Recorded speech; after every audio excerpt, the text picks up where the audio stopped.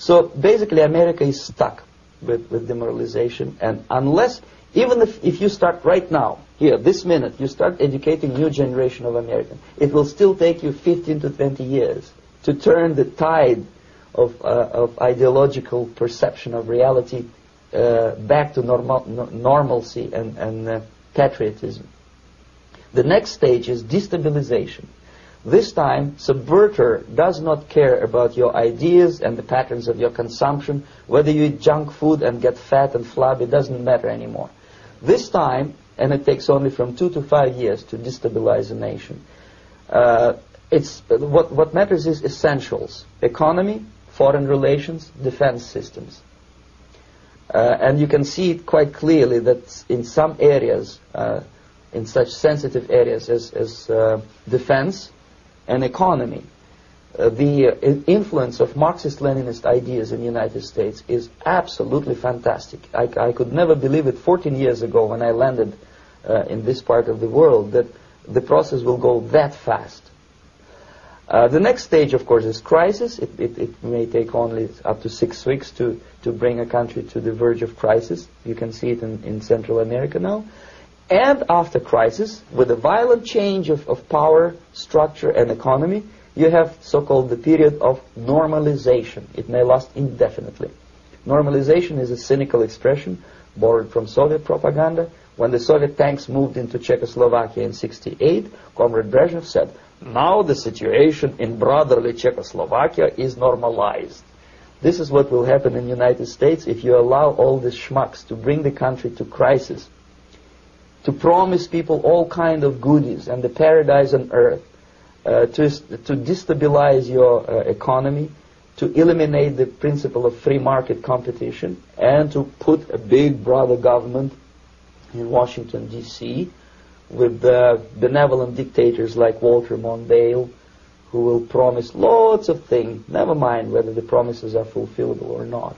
He will go to Moscow to kiss the bottoms of new generation of Soviet assassins. Never mind. He will create false illusions that the situation is under control. Situation is not under control. Situation is disgustingly out of control. Most of the American politicians, media, and educational system trains another generation of people who think they are living at a peacetime. False. The United States is in a state of war, undeclared total war against the basic principles and the foundations of this system. And the initiator of this war is not Comrade Andropov, of course. It's the system. However ridiculous it may sound, the world communist system or the world communist conspiracy, whether I scare some people or not, I don't give a hoot. If you are not scared by now, nothing can scare you. But you don't have to be paranoid about it. What actually happens now, that unlike myself, you have literally several years to live on unless the United States wake up. The time bomb is ticking, that every second the disaster is coming closer and closer. Unlike myself, you will have nowhere to defect to, unless you want to live in Antarctica with penguins. This is it. This is the last country of freedom and possibility. Okay, so what do we do? What is your recommendation to the American people? Well, the immediate thing that comes to my mind is, of course, there must be a very strong national effort to educate people in the spirit of real patriotism, number one. Number two, to explain them the real danger of socialist, communist, whatever, welfare state, big brother government. If people will fail to grasp the impending danger of that development, nothing ever can help United States. You may kiss goodbye to your freedom, including freedoms to homosexuals, to prison inmate. All this freedom will vanish, evaporate in 5 seconds, including your precious lives. The second thing, the moment at least part of the United States population is convinced that the danger is real, they have to force their government. And I'm not talking about sending letters, signing petitions, and all this beautiful, noble activity. I'm talking about forcing United States government to stop aiding communism. But in reality, the main emphasis of the KGB is not in the area of intelligence at all. According to my opinion and opinion of many defectors of my caliber, only about 15% of time, money, and manpower is spent on espionage as such. The other 85% is a slow process which we call either ideological subversion or active measures, активные мероприятия in the language of the KGB, or psychological warfare. What it basically means is to change the perception of reality of every American to such an extent that despite of the abundance of information, no one is able to come to sensible conclusions in the interests of defending themselves, their families, their community, and their country. It's a great brainwashing process which goes very slow, and it's divided in 4 basic stages.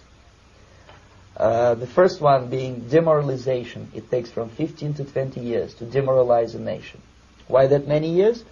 Because this is the minimum number of years which requires to educate one generation of students in the country of your enemy, exposed to the ideology of the enemy. In other words, Marxism-Leninism ideology is being pumped into the soft heads of at least 3 generations of American students without being challenged or counterbalanced by the basic values of Americanism, American patriotism. The result you can see.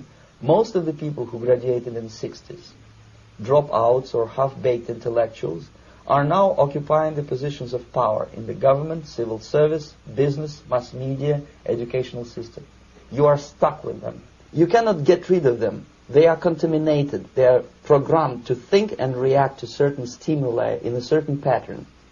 You cannot change their mind, even if you expose them to authentic information, even if you prove that white is white and black is black. You still cannot change the basic perception and the logic of behavior. In other words, these people, the process of demoralization is complete and irreversible. To get rid society of these people, you need another 20 or 15 years to educate a new generation of patriotically minded and common sense people who would be acting in favor and in the interests of the United States society. And yet these people who've been programmed and, as you say, in place and Yes. who are favorable to an opening with the Soviet concept, these are the very people who would be marked for extermination in this country? Most of them, yes. Simply because the psychological shock when they will see in future what the beautiful society of equality and social justice means in practice, obviously they will revolt. They will be very unhappy, frustrated people, and the Marxist-Leninist regime does not tolerate these people. They will join the links of dissenters, dissidents. Unlike in present United States, there will be no place for dissent in future Marxist-Leninist America. Here you can get popular like Daniel Ellsberg and filthy rich like Jane Fonda for being dissident, for criticizing your Pentagon. In future, these people will be simply squashed like cockroaches.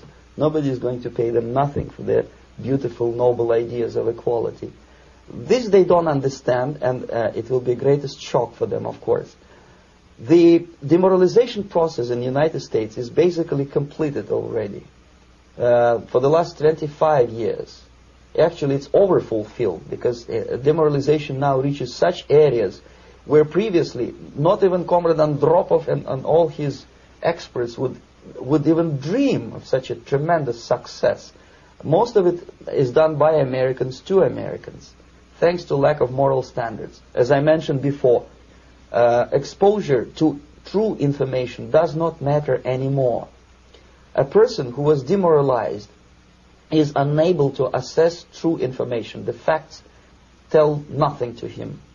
Even if I shower him with information, with authentic proof, with documents, with pictures, even if I take him by force to the Soviet Union and show him concentration camp, he will refuse to believe it.